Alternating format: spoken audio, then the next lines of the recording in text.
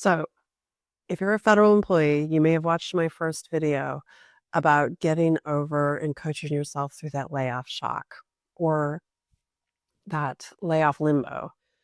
I'm also federally adjacent and work full time for a federally funded um, entity. And so I'm there. I'm feeling you and I'm feeling the feelings, as are many of my colleagues. And so, where the first video kind of helped distinguish between maybe your thoughts and the narrative your brain wants to provide you, this specific video will talk about how we can maybe deal with those emotions that are coming up. And they're coming up. They're coming up for me, they're coming up for my colleagues, and they may be coming up with you for you or someone you love. So, for all the emotions we might feel, if you have been laid off, you may be feeling angry or scared or numb or devastated.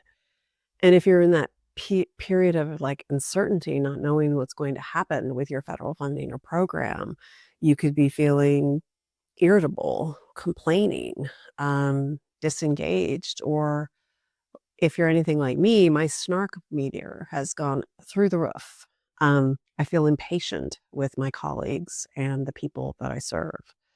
Um, and in this video, this isn't going to be about solving those feelings or fixing them, but rather just hopefully not letting them completely take over and exploring options on how you might respond to those.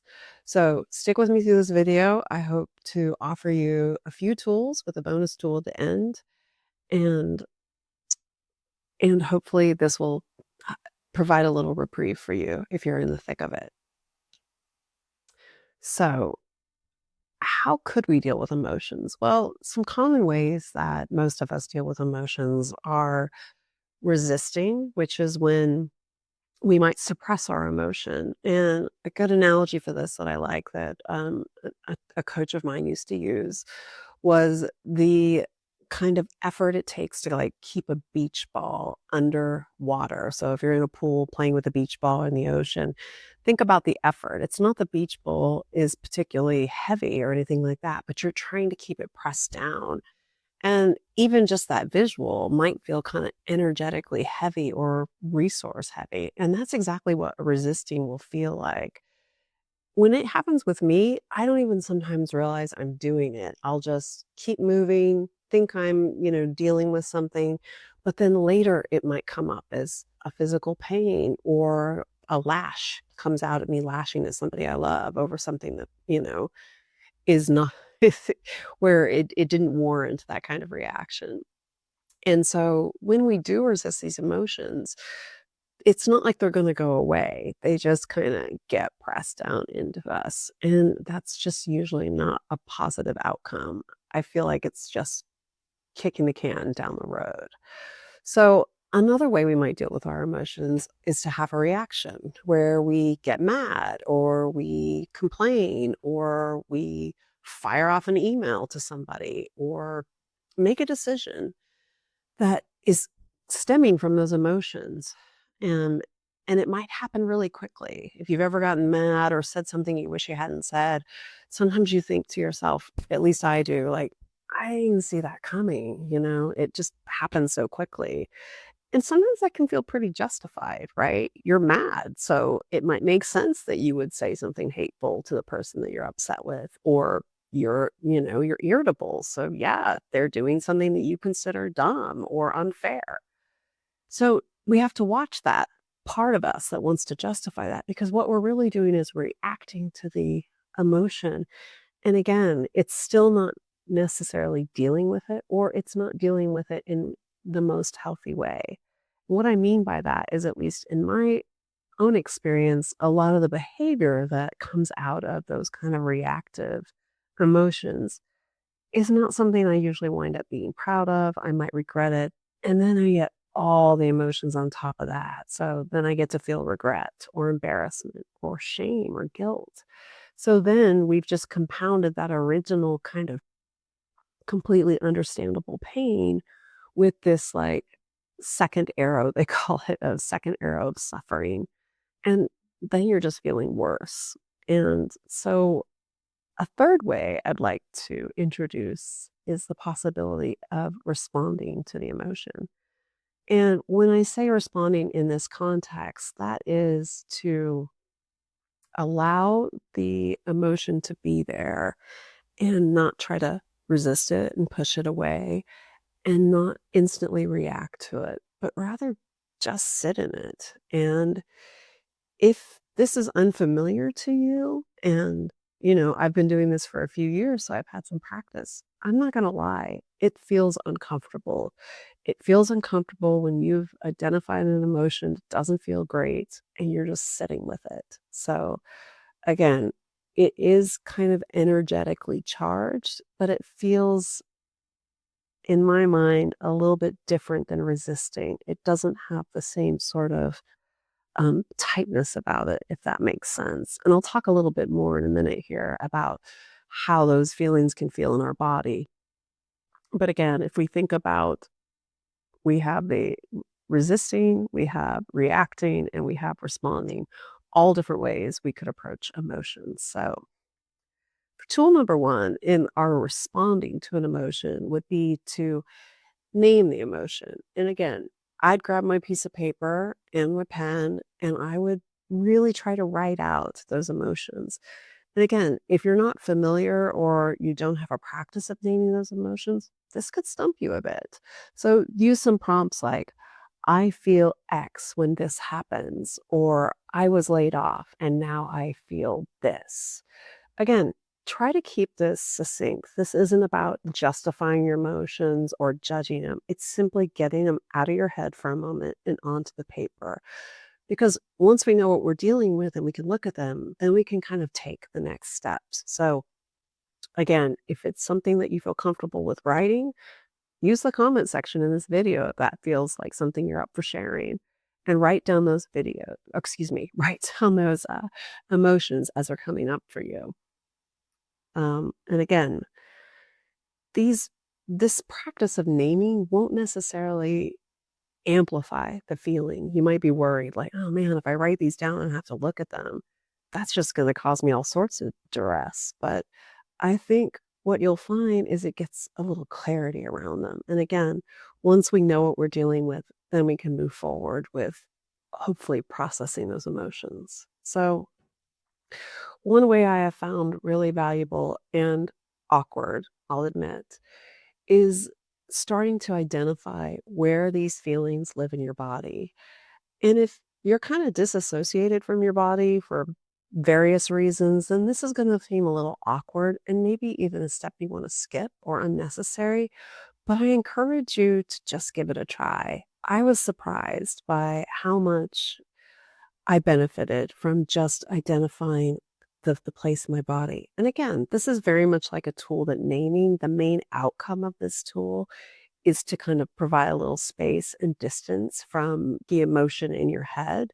So think of it like that. If it feels weird to think about it in your body, again, you don't have to do it, but let me give you a couple examples of what that might do. So for me, I try to, like, find the place in my body where I'm feeling something the most, and sometimes I actually place my hand on my body. So, when I'm feeling nervous or scared or dealing with uncertainty, I often feel it in my throat. It feels kinda closed in my jaw. I'll be clenching my teeth, and in my solar plexus, which will feel kinda tingly or fluttery. Again, not necessarily pleasant sensations, but, something that we can kind of identify. And really, that's what an emotion is, right? It's a physical manifestation of a thought that you're having about something. So notice when you're talking through that, what kind of attributes it might have. And again, this might seem kind of silly. So I invite you to get a little bit, you know, silly and try it, but does it have a color? Does it have a size? Does it have, a sensation? Is it dark, gray? Whatever the case might be. Again, we're just slowing down our brain and giving it something else to focus on. And so here we are. We've written down our feeling, we found where it is in our body, and now we're going to coach ourselves through the feeling. And one way to do this is really just to ask yourself, what do I need right now that might be helpful? and this is gonna feel different at any particular time. I actually keep kind of a little list of things that I can resort back to when I am in a real state of overwhelm and can't think of anything. But here's some suggestions if you're in this piece. Sometimes you do want to express your feeling, but not in a reactive way, not in a behavior that you're going to regret, but rather just to kind of move that energy along. Because as we've noticed, feelings have a sensation in our body, and sometimes helping them move through can be a really positive way of helping us get to the other side.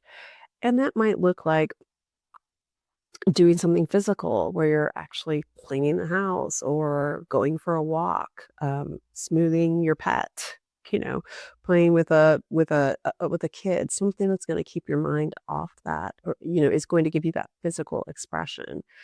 You also might want to do something more, you know, uh, something more like crying or venting to somebody. Maybe you're somebody who's kind of holding it all together at work, but you just need a chance to like share your feelings. This sometimes happens with me.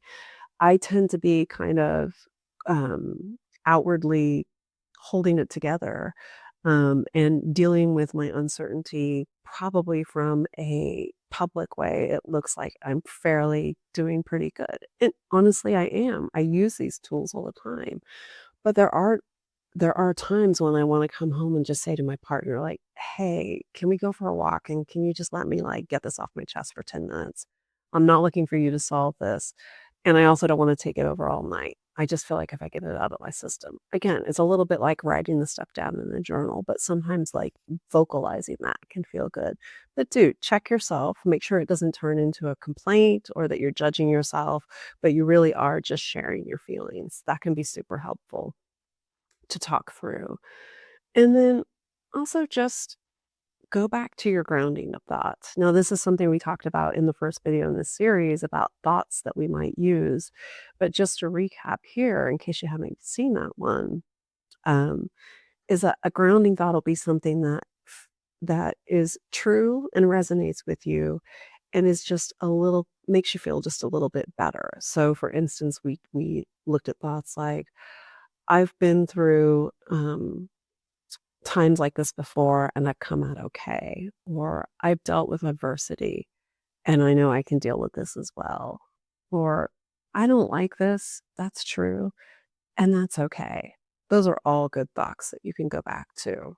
So if you're struggling with this kind of exercises, or, another option, kind of a bonus tip, if you will, is that try treating yourself, and trying one of these ideas like you would someone that you love. If you can't, like, get yourself into a place to think about yourself in that kinda tender way, think about it as if your friend or partner or kid or old person came to you and said, "Hey, this is going on for me. I could really use, your input or your advice or a hug." How would you react to that person? And, maybe if you're feeling like a curmudgeon right now, you wouldn't react any better to them. And if you don't think you can, like, turn to yourself and offer that kind of benevolence, think about somebody in your life that you do feel like that towards. Maybe it's a real person, maybe they're deceased, maybe it's a pet. My cat gets put on task for this all the time. And maybe it's somebody, nature, a tree, the Buddha, anybody like that that you could imagine, use your imagination here, talking to you and helping you get through this, this emotional turmoil. Maybe you found this helpful and it's resonating with you, and that's my sincere hope. I know this is a tough time, and I'm certainly, experiencing it myself and wishing everyone going through this the best. If this is something that's helping, feel free to subscribe, check out the rest of the videos, and share in the comments your thoughts or things you might want coaching on or how you are coaching yourself. I'd love to hear it. And maybe it's something that I could adopt. I'm sure it's something that other viewers could use as well. Again, thanks for joining. I appreciate it.